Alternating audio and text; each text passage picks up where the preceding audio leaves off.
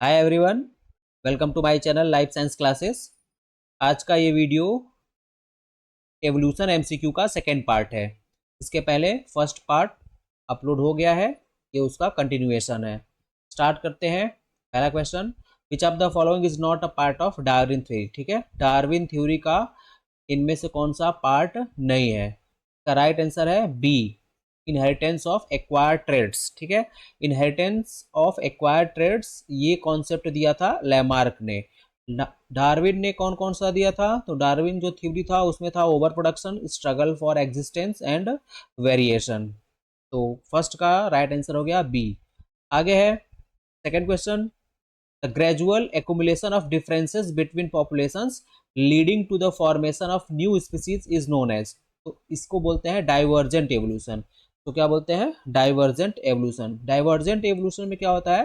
Divergent evolution refers to the process by which two or more related species become more dissimilar over time, often leading to the speciation। ठीक है, speciation मतलब नए species का formation होगा। ठीक है, दो एक एंसेस्टर है, इससे दो ऑफस्प्रिंग बना, फिर उसके बाद इन ऑफस्प्रिंग के अलग अलग ऑफस्प्रिंग बनेंगे, और लेटर स्टेज में जाके क्या होगा कि ये दो एक ही कॉमन एंसेस्टर से निकले हुए दो ऑर्गेनिज्म या ऑफस्प्रिंग जो होंगे, कुछ जनरेशन के बाद में इनमें डिसिमिलरिटीज आ जाएगी, और ये जो डिसिमिलरिटी होगी, इन डिसिमिलरिटी के कारण नए स्पीसीज का ओरिजिन हो जाएगा।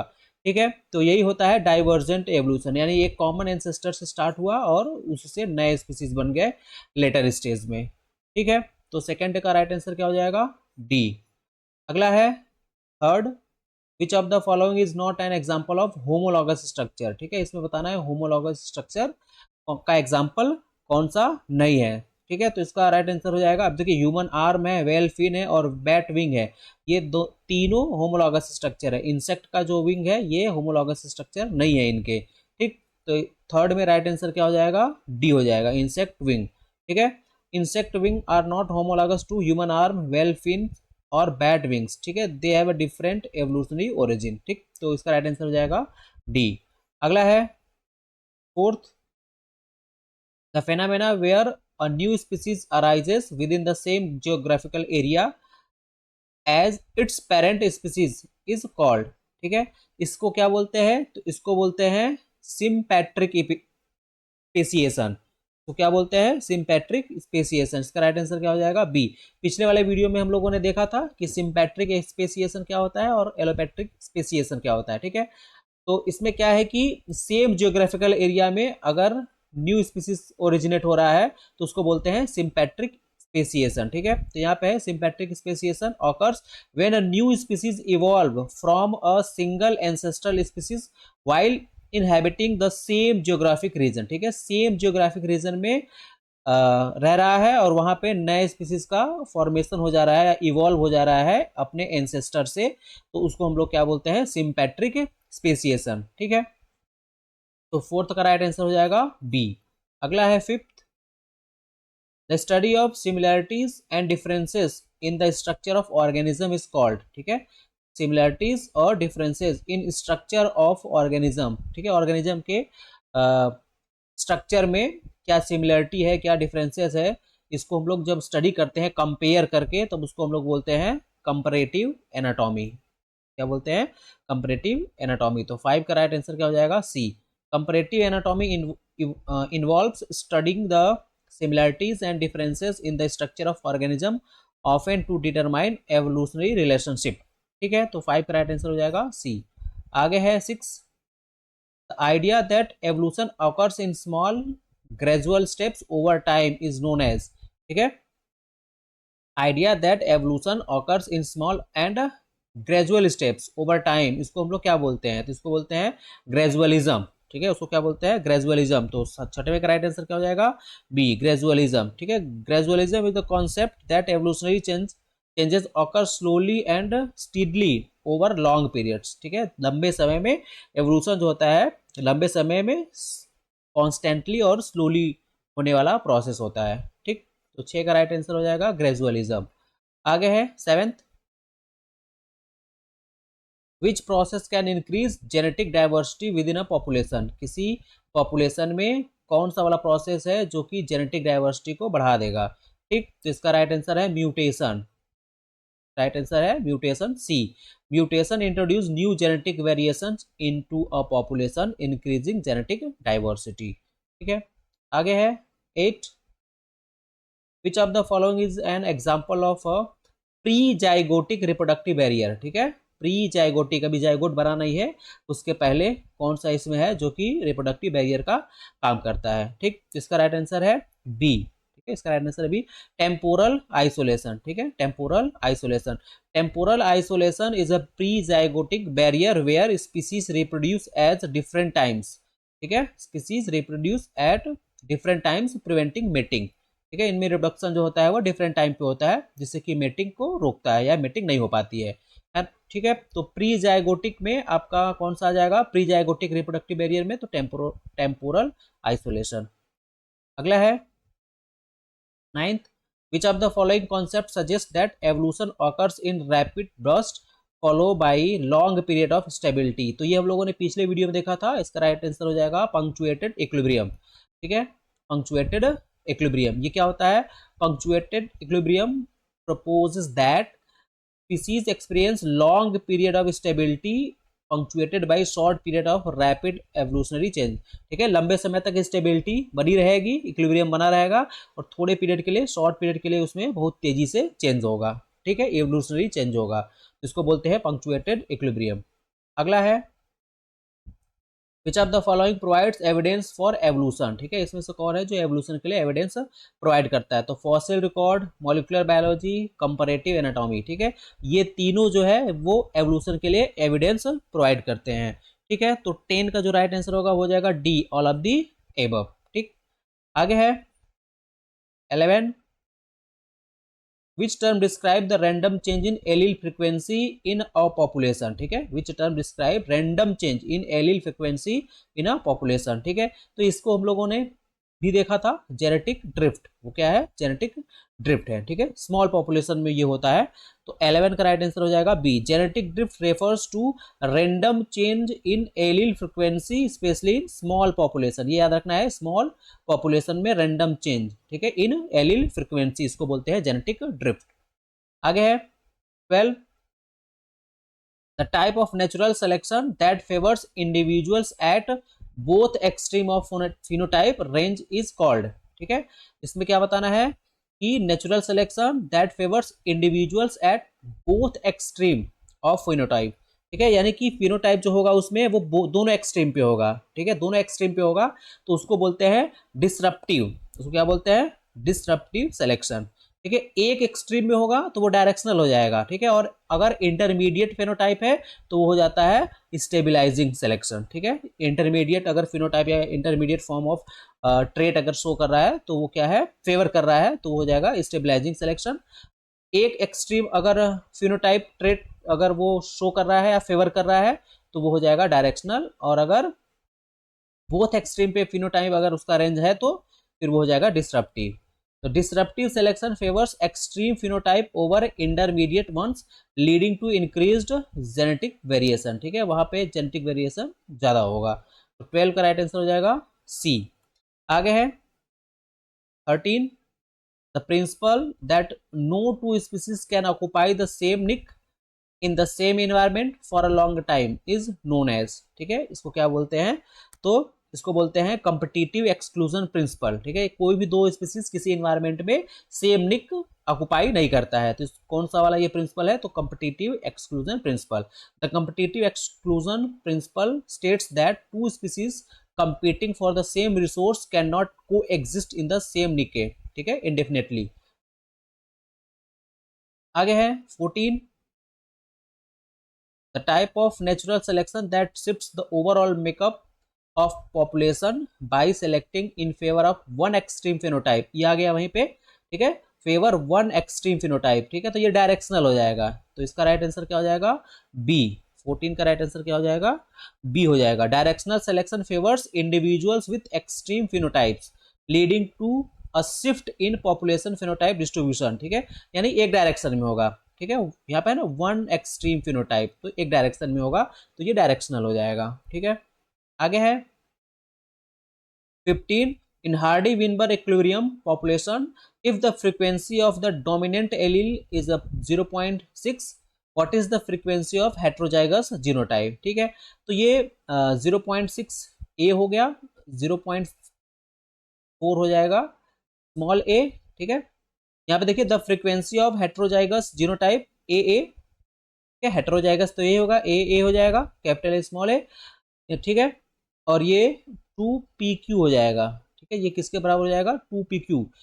p यहाँ पे क्या हो जाएगा? डोमिनेंट एलील, और q हो जाएगा आपका रेसेसिव एलील। ठीक है, बताना क्या है यहाँ पे? Frequency are the frequencies of dominant and recessive alleles. ठीक है, ये p equal to 0.6, q equal to हो जाएगा 0.4, तो 2pq कितना हो जाएगा? तो मल्टीप्लाई कर देंगे। ठीक है, यानी ए जो होगा ये 2pq हो जाएगा, है ना। ठीक है, हम लोग इक्वेशन जो होता है हार्डी-विनबर्ग का वो होता है p square plus 2pq plus q square equal to 1। ठीक है, ये डोमिनेंट के लिए हो जाएगा, ये रेसेसिव के लिए हो जाएगा, और ये आपका हो जाएगा हेट्रोजाइगस के लिए। तो हेट्रोजाइगस यहाँ पे क्या है? ए है। ठीक है, तो ए के लिए आपका हो जाएगा 0.6 दिया हुआ है, तो स्मॉल ए के लिए आपका हो जाएगा 0.4, उसको फिर हम लोग निकालेंगे 2pq करके, तो ये आपका हो जाएगा 2 इंटू 0.6 इंटू 0.4। ठीक है, तो ये आ जाएगा 0.48, तो इसका राइट आंसर हो जाएगा डी। तो 15 का राइट आंसर क्या होगा? डी। आगे है 16, the concept of genetic bottleneck refers to. ठीक है, genetic bottleneck refers to, genetic bottleneck क्या है? ठीक है, तो 16 का जो राइट आंसर हो जाएगा वो होगा A, reduction in genetic diversity due to small population size. ठीक है, जेनेटिक बॉटल नेक क्या है? तो reduction in genetic diversity due to और small population size, population size small होने के कारण में जेनेटिक डाइवर्सिटी रिड्यूस होगा, इसी को बोलते हैं जेनेटिक बॉटलनेक। और genetic bottleneck occurs when a population size is significantly reduce leading to a loss of genetic diversity. ठीक, ये है जेनेटिक बॉटलनेक। आगे है 17, the study of early developmental stage of different organism to understand evolutionary relationship is called. ठीक है, early developmental stage को हम लोग स्टडी करेंगे, डिफरेंट ऑर्गेनिज्म को एवोल्यूशनरी रिलेशनशिप स्टडी करने के लिए, तो इसको क्या बोलते हैं? इसको, ये तो एम्ब्रियो से रिलेटेड है, अर्ली डेवलपमेंटल स्टेज यानी एम्ब्रियोलॉजी हो जाएगी। ठीक है, तो इसको क्या बोलेंगे? Comparative embryology. ठीक है, अलग अलग ऑर्गेनिज्म के एम्ब्रियोलॉजी को हम लोग कंपेयर करेंगे उनमें एवोल्यूशनरी रिलेशनशिप स्टडी करने के लिए, तो इसको हम लोग क्या बोल देंगे? Comparative embryology. राइट आंसर हो जाएगा B, comparative embryology examine the similarities and differences in the embryo of different species to understand their evolutionary relationship। तो 17 का हो जाएगा बी। आगे है 18, which of the following can be considered a result of co-evolution। ठीक है, इसमें बताना है co-evolution। ठीक है, तो co-evolution होता क्या है? तो co-evolution है, co-evolution occurs when two or more species influence each other's evolutionary pathway। ठीक है, एवोल्यूशन का जो पाथवे है इसमें दो या उससे अधिक स्पीसीज एक दूसरे को इन्फ्लुएंस करेंगे उनके एवोल्यूशन में। ठीक है, such as predators, prey dynamics और म्यूचुअलिस्टिक रिलेशनशिप। ठीक है, इसमें क्या होगा? दो लोग साथ में रहेंगे और दोनों एक दूसरे के एवोल्यूशन को इन्फ्लुएंस करेंगे। ठीक है, तो इसमें बताना है ये इसमें से कौन सा वाला आंसर है। तो 18 का जो राइट आंसर हो जाएगा वो है डी, इनमें सब है। ठीक है, इनमें जो है ये सभी है जो कि को एवोल्यूशन को फेवर करते हैं। आगे है 19, the term gene pool refers to. ठीक है, ये जो टर्म है जीन पूल ये क्या बताता है? Refers to the gene pool encompasses all the alleles present in a population representing the total genetic diversity. ठीक है, जीन पूल क्या होता है? सभी एलील जो कि पॉपुलेशन में, किसी एक पॉपुलेशन में प्रेजेंट है, यानी वो टोटल जेनेटिक डाइवर्सिटी को बताता है। ठीक है, तो 19 का उस हिसाब से राइट आंसर कौन सा हो जाएगा? तो हो जाएगा C, the sum of all alleles in a population. ठीक है, the sum of all alleles in a population, तो हम लोग बोलेंगे जीन पूल। आगे है 20, which of the following best describe the founder effect. इसमें से कौन है जो कि फाउंडर इफेक्ट को डिस्क्राइब कर रहा है? तो 20 का जो राइट आंसर हो जाएगा वो हो जाएगा C, the establishment of a new population by a few individuals. यानी कि थोड़े से इंडिविजुअल्स अगर कोई नया पॉपुलेशन बना ले रहे हैं या एस्टैब्लिश कर ले रहे हैं तो उसको हम लोग क्या बोलेंगे? Founder effect. क्या बोलेंगे? Founder effect. तो राइट आंसर क्या हो जाएगा 20 का? सी। आगे देखते हैं। The founder effect occurs when a new population is established by a small number of individuals leading to reduced genetic diversity compare to the original population. ठीक है, जिस ओरिजिनल पॉपुलेशन से वो इंडिविजुअल आए हैं उसके कंपेयर में वो जो नया पॉपुलेशन बनाएंगे उस पॉपुलेशन की जेनेटिक डाइवर्सिटी कम होगी। ठीक है, तो 20 का राइट आंसर हो जाएगा सी। आगे है 21। The finches Darwin observe on Galapagos island differed primarily in. ठीक है, तो वो जो डार्विन फिंचेस थे उन्होंने जो गैलापेगोस आइसलैंड पे देखा था तो उनमें इस चीज में डिफरेंसेस था प्राइमरली, तो वो किस में था? तो 21 का राइट आंसर कौन सा हो जाएगा? तो हो जाएगा बी। ठीक है, beak size and shape. Beak का जो फिंचेस थे उनके बीक का साइज और शेप में डिफरेंसेस था। ठीक है, तो the finches had different beak shape and sizes adapted to their specific diets and environments. ठीक है, इलस्ट्रेटिंग एडाप्टिव रेडिएशन। ठीक है, एडाप्टिव रेडिएशन भी पिछले वीडियो में हम लोग देखा था, है ना। कोई स्पीसीज है और वो किसी पर्टिकुलर इन्वायरमेंट में गया और उसमें कुछ कुछ डिफरेंसेज आ गए। ठीक है, तो इसी को बोलते हैं एडाप्टिव रेडिएशन। आगे है 22। What was the primary objective of Miller Urey experiment conducted in 1952? ठीक है, तो क्या इसका प्राइमरी ऑब्जेक्टिव था जो मिलर और यूरे ने अपना एक्सपेरिमेंट किया था? इसका राइट आंसर है B, to demonstrate the synthesis of organic compound from inorganic precursors. ठीक है, इनऑर्गेनिक प्रिकर्सन से ऑर्गेनिक कंपाउंड के सिंथेसिस को डेमोन्स्ट्रेट करना। तो 22 का राइट आंसर हो जाएगा B. The Miller Urey experiment aim to stimulate early earth condition and demonstrate that organic molecules essential for life could be synthesized from inorganic compounds. ठीक है, यानी कि हम लोग ऑर्गेनिक कंपाउंड को इनऑर्गेनिक से प्रिपेयर कर सकते हैं, बना सकते हैं, सिंथेसाइज कर सकते हैं। ठीक, अगला है 23। Which gas we are used in Miller Urey experiment to stimulate या simulate the early earth atmosphere? ठीक है, कौन कौन सा गैस यूज किया था अपने एक्सपेरिमेंट में मिलर और यूरे ने? तो इसका राइट आंसर है बी। याद करना है, मीथेन, अमोनिया, हाइड्रोजन और वाटर वेपर, ये मिलर और यूरे ने यूज किया था। मीथेन, अमोनिया, हाइड्रोजन और वाटर वेपर।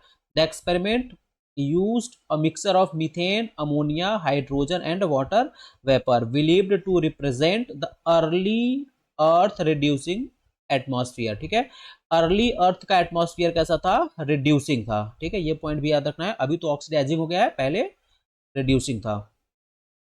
अगला है 24। What significant organic molecule were produced in the Miller Urey experiment? ठीक है, कौन सा वाला मॉलिक्यूल प्रोड्यूस हुआ था, बना था? तो क्या बना था? एमिनो एसिड बना था। ठीक है, एक्सपेरिमेंट में क्या बना था? एमिनो एसिड बना था। तो 24 का राइट आंसर हो जाएगा सी। इसी में the experiment successfully produced amino acids which are the building block of proteins demonstrating that organic molecules could form under prebiotic conditions. ठीक, आगे है 25। अगला क्वेश्चन है 25। Gene flow primarily involve the movement of. ठीक है, तो जीन फ्लो यहाँ पे बताना है क्या इन्वॉल्व करता है, किसका मूवमेंट होता है जीन फ्लो में? तो 25 का राइट आंसर है A, genetic material between different population. ठीक है, gene flow primarily involves the movement of a genetic material between different populations. ठीक, इसी को हम लोग देख लेते हैं। Gene flow refers to the transfer of genetic material between separate population. ठीक है, transfer of genetic material between separate population which can lead to change in allele frequency. ठीक है, जिससे कि एलील फ्रीक्वेंसी में चेंजेस होंगे and increased genetic diversity with in those population. ठीक है, तो जीन फ्लो क्या है? यह है movement of genetic material between different populations. ठीक है, तो ये रहा आज का 25 क्वेश्चन सेकेंड पार्ट का। और इसके बाद में अगले वीडियो में हम लोग कुछ और लेकर के क्वेश्चन आएंगे। तब तक के लिए आप इसको देखिए, कमेंट करिए अच्छा लगा नहीं लगा। ठीक है, फिर मिलते हैं अगले वीडियो में। Thank you.